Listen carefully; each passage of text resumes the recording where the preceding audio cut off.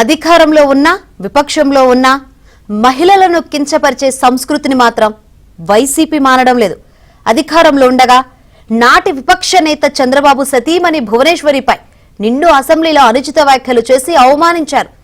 ఘోరాతి ఘోరంగా కూటమి చేతిలో చావు దెబ్బతిన్నా కూడా మహిళల పట్ల వైసీపీ నాయకులు హీనమైన వ్యాఖ్యలు మాత్రం ఆపడం లేదు. నెల్లూరు జిల్లా కోవూరు ఎమ్మెల్యే వేమిరెడ్డి ప్రశాంతిరెడ్డిపై మాజీ ఎమ్మెల్యే నల్లపురెడ్డి ప్రసన్న కుమార్ రెడ్డి చేసిన వ్యక్తిగత కామెంట్స్ వైసీపీ నీచ రాజకీయంపై ఏపీ వ్యాప్తంగా నిరసనలు భగ్గుమన్నాయి.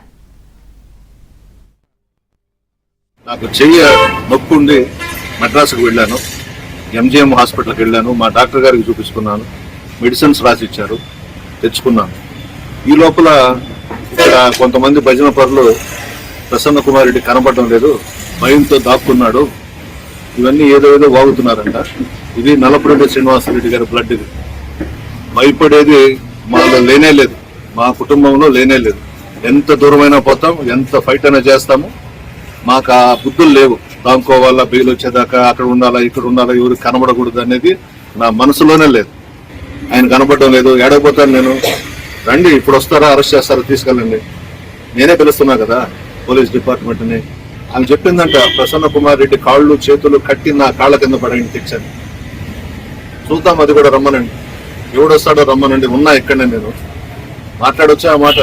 అంటే నడమంత్రపు సిరి కాబట్టి మధ్యలో వచ్చిన డబ్బుతో అహంభావంతో ఈ వ్యవహారాలన్నీ చేస్తా ఉంది. ఆయన భగవంతుడు చూస్తున్నాడు, ఖచ్చితంగా వాళ్ళకి శిక్ష వేస్తాడు. రైట్, ఇదే అంశం సంబంధించి మరిన్ని వివరాలు అందించేందుకు మా ప్రతినిధి మహేష్ సిద్ధంగా ఉన్నారు. మహేష్, ఎమ్మెల్యే ప్రశాంతిరెడ్డిపై మాజీ ఎమ్మెల్యే ప్రసన్న కుమార్ రెడ్డి చేసిన వ్యాఖ్యల పట్ల ఏపీ వ్యాప్తంగా నిరసనలు అయితే వెల్లువెత్తుతున్నాయి. మరి పోలీసులు ఎటువంటి చర్యలు తీసుకోలేదన్న కామెంట్స్ అయితే వినిపిస్తుంది. ఇప్పుడే ప్రసన్న కుమార్ రెడ్డి చెప్తున్నారు, రండి, ఏ చర్యలు తీసుకుంటారు తీసుకోండి అని చెప్తున్నారు. ఏంటి మరి, ఏ విధంగా ఉండే అవకాశం ఉంది? శంకరి, నల్లబెడ్డి ప్రసన్న కుమార్ రెడ్డి ఎమ్మెల్యే ప్రశాంత్ రెడ్డిపై చేసిన వ్యాఖ్యలు పెద్ద దుమారం రేపాయి. ప్రపంచ వ్యాప్తంగా కూడా ఎక్కడెక్కడి నుంచో ఏ దేశాల్లో ఉన్నటువంటి తెలుగు జాతి మొత్తం కూడా ఈ వ్యాఖ్యల్ని ఖండిస్తున్నారు. చివరికి వైసీపీలో కూడా చాలా మంది నాయకులు, శ్రేణులు ఈ వ్యాఖ్యల్ని ఖండించే పరిస్థితి ఉంది. అయినా కూడా ఆయనలో మాత్రం మార్పు రావటం లేదు. అదే విధమైనటువంటి అవమానకర వ్యాఖ్యలు చేయడం చూస్తూ ఉన్నాం. మనం ప్రధానంగా చూస్తే దాదాపు 5 రోజులైనా కూడా, ఈ సంఘటన జరిగి 5 రోజులు కావస్తున్నా కూడా పోలీసులు కేవలం 3 రోజులకి కేసు ఫైల్ చేశారు. అది కూడా ప్రశాంత్ రెడ్డి వెళ్లి నేరుగా ఎస్పీ ఆఫీస్కి వెళ్లి అక్కడ ఎస్పీ అందుబాటులో లేకపోతే ఏఎస్పీకి ఫిర్యాదు చేసిన తర్వాత మరుసటి రోజుకి కోవూరు పోలీసులు కేసు నమోదు చేశారు. చేసిన తర్వాత కనీసం ఇప్పటి వరకు కూడా నల్లపురెడ్డి ప్రసన్న కుమార్ రెడ్డిని విచారించినటువంటి పరిస్థితి కూడా లేదు. విచారణకి నోటీసులు ఇచ్చినటువంటి పరిస్థితి కూడా లేదు. పోలీసులు ఇంత నిర్లక్ష్యంగా, నిస్సత్తుగా ఎందుకు వ్యవహరిస్తున్నారు అనేది పెద్ద చర్చగా మారింది. ఈ రోజు ప్రశాంత్ రెడ్డికి జరిగినటువంటి అన్యాయానికి ఆమెకు అందరూ కూడా బాసటగా నిలుస్తున్నారు. మహిళా లోకమంతా కూడా ఏకమై ప్రసన్న కుమార్ రెడ్డి వ్యాఖ్యల్ని తీవ్రంగా ఖండిస్తూ నిరసనలు వంటివి చేపడుతూ ఉన్నారు. అయినా కూడా పోలీసులు మాత్రం ఈ విషయంలో యాక్షన్ తీసుకునేందుకు వెనక తగ్గుతున్నటువంటి పరిస్థితి.